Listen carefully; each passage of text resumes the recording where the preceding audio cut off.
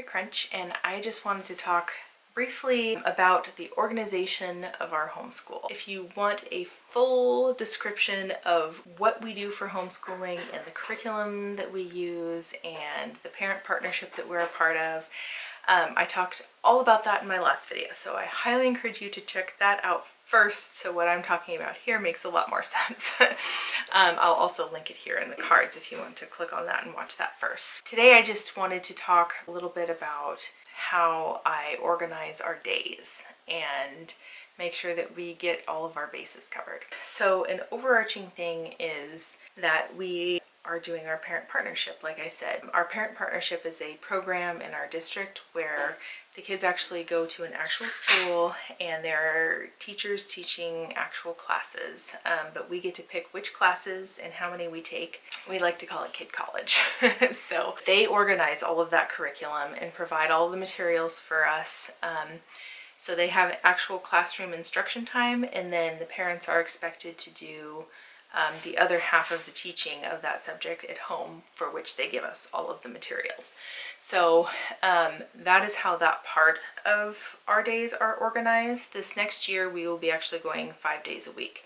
And when I say 5 days a week, that's not like a full, you know, what you would think of as a public school day. It's half days where we just go for 1 or 2 of those classes. So it only takes up part of our day, and then we have the rest of the day to do any other homeschooling or extracurricular activities, that kind of thing. That creates a lot of our structure during the school year, and then I work all of our homeschooling stuff around that time. So in the fall time we'll be doing that like in the afternoons, and then whatever we don't get to during the weeks we'll just work on during the weekends, because it's homeschool, we can do it whenever we want.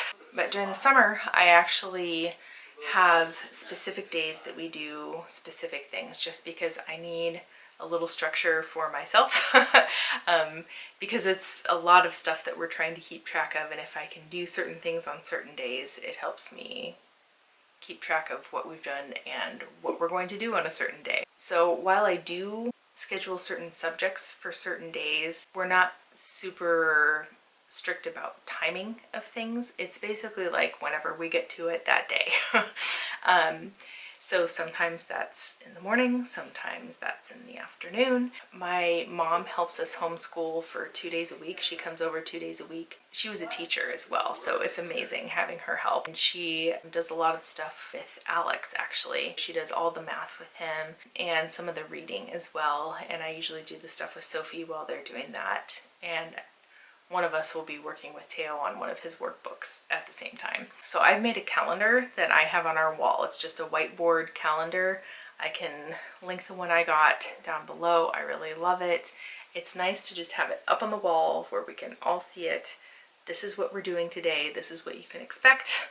And I only have to write on it once a month. I have a very ADHD brain, so it would be very difficult for me to plan out a very specific rigid schedule of this is what we're going to do at this time, this is what we're going to do at this time every single day.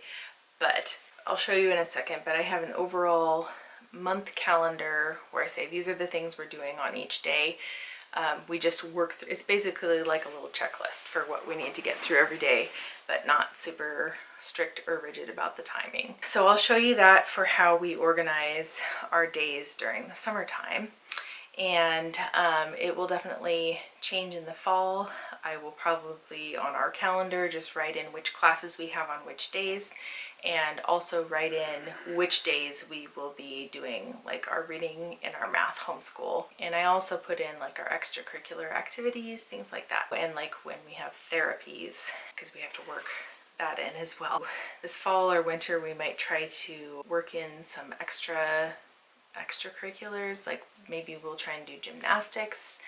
We'll see. This summer we've been just doing DIY swim lessons with our kids. Wasn't too comfortable with having our unvaccinated kids in an indoor pool yet without masks, and so we found one of our local outdoor pools and they were not doing swim lessons, so we're like, okay, we'll just take them to an open swim, me and Bill and our friends who went as well, and we'll just get them familiar with the water, teach them swim lessons. But anyway, I digress. So extracurriculars, we work that into the schedule as well, and I just put it on our big calendar, and that helps keep me organized when it comes to all the schooling, homeschooling stuff. So I will go show you that calendar now. So this is our calendar, and I just have it hanging in our kitchen, and this is what I have for August, and these stars are just for our star charts, which I will maybe talk about at another time.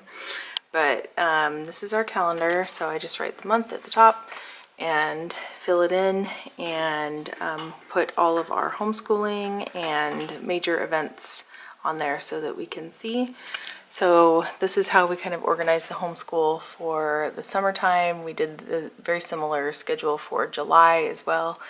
So we do our IXL, language arts, that's what that stands for, reading, spelling, and language arts workbooks on Mondays. So that's basically what we do on Mondays. And as you can see, it's summer, so we also have a lot of exceptions to the rule here, and vacations were going on, hikes we're taking, that kind of thing. So we just skip days that we're doing other things, which is fine.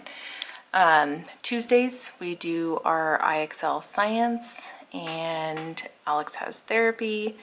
Then we do science, and then I have just a pile of fun workbooks and activities and things for them to choose from on Tuesdays.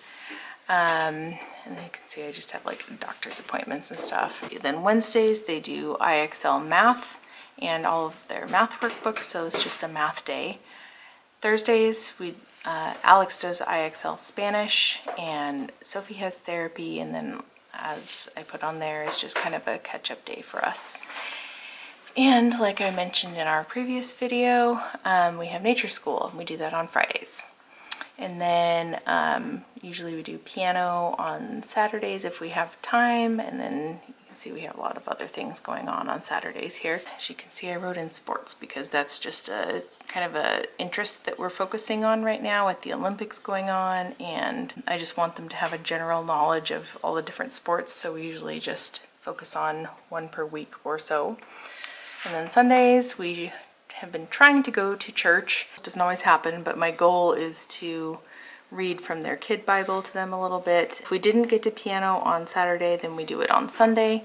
And then I put games on there just because it's kind of a goal of mine to have a little family time doing something together like that. Going to sports camp that week, and then we're going camping that last week before school. So there's our calendar. So that is our calendar. Just kind of gives you an idea of how I organize things, and just have like specific days when we do certain things, and just jogs my memory of, okay, yes, this is what we need to get through today. And like I said, there's also other stuff that we're just doing all the time that's not scheduled. We're unschooling all the time. So obviously that is not something I need to write into the calendar. We just chase interests whenever, you know, even while we're homeschooling, during the weekend, bedtime, whenever things come up, whenever questions arise, whenever they're curious about something, we look it up, we learn about it, we watch something, we get books, we do all those things, and that's just kind of ingrained into our lifestyle all the time. When it comes to piano, like I mentioned in my curriculum, we are doing piano as well for our music this year. I'm just kind of doing that on the weekends because that's when we have time. We have a little extra time for that. That's the beauty of homeschooling, is you can just throw in a few things here and there on the weekends as well, and it doesn't even have to be a big deal. It's not like you're devoting all this time and taking up your whole weekend, but it's just taking 15 minutes to do piano on the weekend kind of thing. And that's also the nice thing about the weekend, is if we fall behind on anything, we can use the weekend to catch up, which we do occasionally. Anyway, I hope that's helpful in understanding how I organize our eclectic homeschool structure with our parent partnership and our homeschool as well. If you guys found this video helpful and enjoyed it, don't forget to give it a thumbs up and subscribe if you haven't done so already, and we'll see you in the next video. Bye guys!